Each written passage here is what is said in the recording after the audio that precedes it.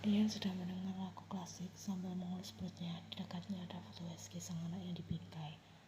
Tadi dokter Han kirim pesan, katanya kalau kondisimu stabil seminggu lagi, kau bisa mulai duduk sebentar-sebentar, ucapnya nyali.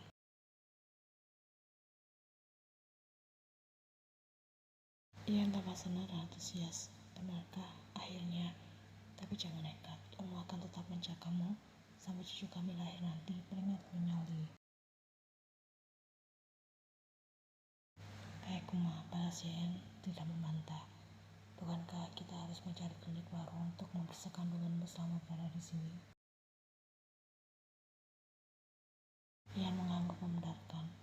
Aku sudah mencari informasi mengenai beberapa klinik terbaik di dekat sini, dan aku rasa sudah menemukan yang pas. Kalau begitu bicarakan juga pada Taehyung. Kemarin sebelum pulang dia sempat bilang ingin pergi mengantarmu periksa kandungan. Tidaknya nyali. Ya Uma.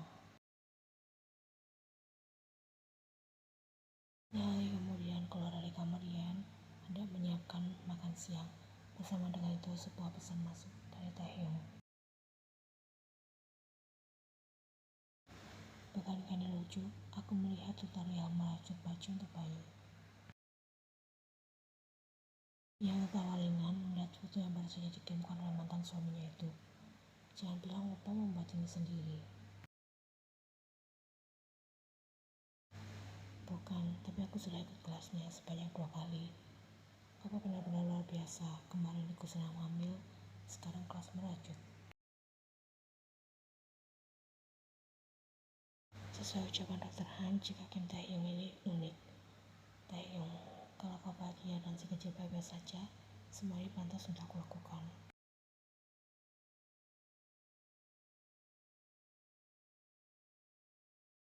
Musim semi mulai menyapa desa kecil tempat Yen saat ini. Pepohonan yang tadinya tandus kini ditumbuhi tunas-tunas hijau muda, seolah menyambut kehidupan baru yang tengah tumbuh dalam rahim Yen.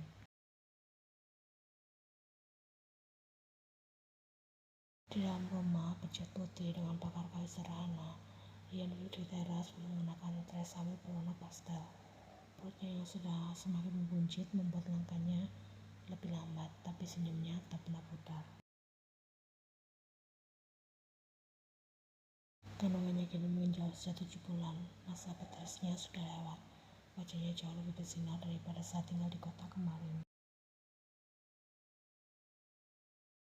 Satu hal yang membuat hari Rian terasa lebih ringan adalah Taehyung tak pernah melewatkan satu pekan pun tanpa datang selama 4 bulan terakhir ini. 2 jam berjalan dari kota ke daerah pinggiran, melewati jalanan pegunungan yang berliku, hujan, panas, bahkan macet di akhir pekan, sesuatu pun jadi alasan untuk absen. Ia selalu datang. Bahkan saat masih merasa lelah setelah menempuh perjalanan jauh, Taehyung tetap ingin ikut pergi ke klinik untuk melihat perkembangan calon bayi mereka yang diprediksi berjenis laki-laki.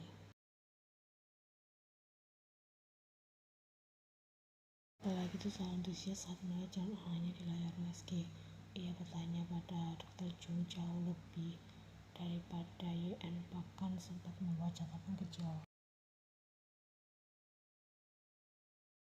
Saat datang ke rumah, terkadang Taehyung hanya sempat mengobrol selama 1 jam. Terkadang juga menginap semalam, tapi kehadirannya terasa seperti energi yang menyelimuti Yen dan sang bayi dalam kehangatan cinta yang tulus. Bukan hanya Yen yang terpengaruh oleh ketulusan itu, melainkan juga Tuan Choi. Lelaki paruh baya, keras kepala yang dulu paling geram akan sikap Taehyung yang kerap kali membuat ia menangis, kini menjadi teman mengobrol Taehyung setiap kali ia datang. Pagi itu, Taehyung duduk di halaman belakang bersama Tuan Choi. Keduanya mengenakan sendal rumah, menyeruput teh hangat sambil menatap pohon jeruk yang baru berbuah. Aku baru bangun, tapi aroma teh hangat buatan Omoni membuatku langsung merasa kembali segar. Jana Taehyung sembari menyeruput tehnya yang sudah sisa setengah. Tuan Choi hanya melirik.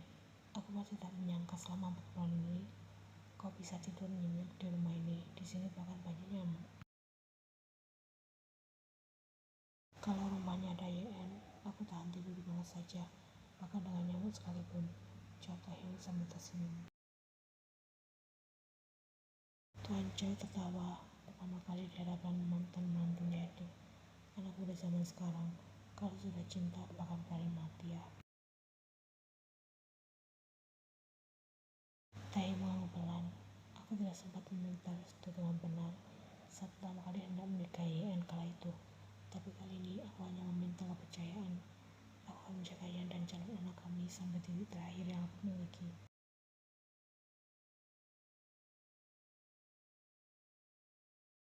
Tuan Choi memandang Taehyung lama, lalu mengangguk kecil. Istriku bilang kau memiliki desain rumah impian untuk putriku, tanyanya. Kedua mata Taehyung membulat. Apa Wajib mau lihat juga? Kenapa tidak? Kenapa kau hanya menunjukkan pada istriku? Aku pikir Apa Wajib tidak minat pada hal semacam itu, cicit Taehyung. Jangan bicara omong kosong. Ya, maaf.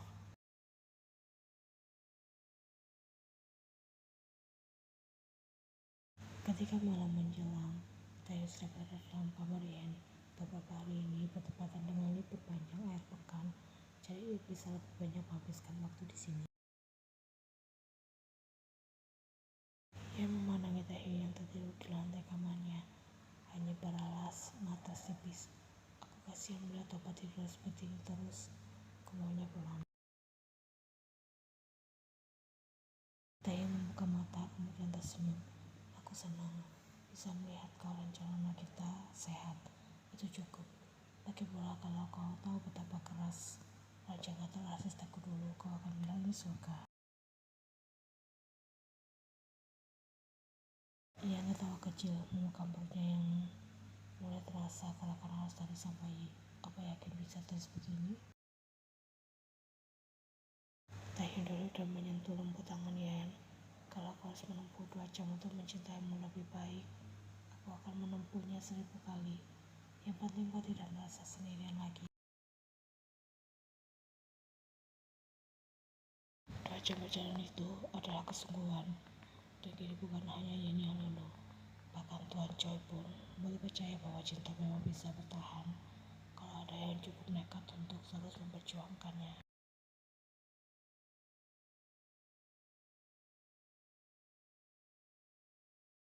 Hari-hari terus berlalu, Yan mulai membaca buku-buku tentang kehamilan dan merajut sepatu bayi kecil setelah menyali mengajari cara merajut yang benar.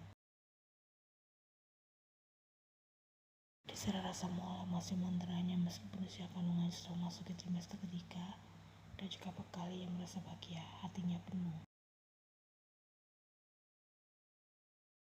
Sore itu, saat Yan sedang membaca di atas tempat tidur, Nyonya Lee masuk dan berkata pelan, Taehyung mengirim sesuatu lagi melalui jasa pengiriman. Katanya kau suka yogurt nangka buatan lokal. Ia ketawa ringan, merasa terharu. Dia kelihatan rajin untuk ukuran orang yang sibuk.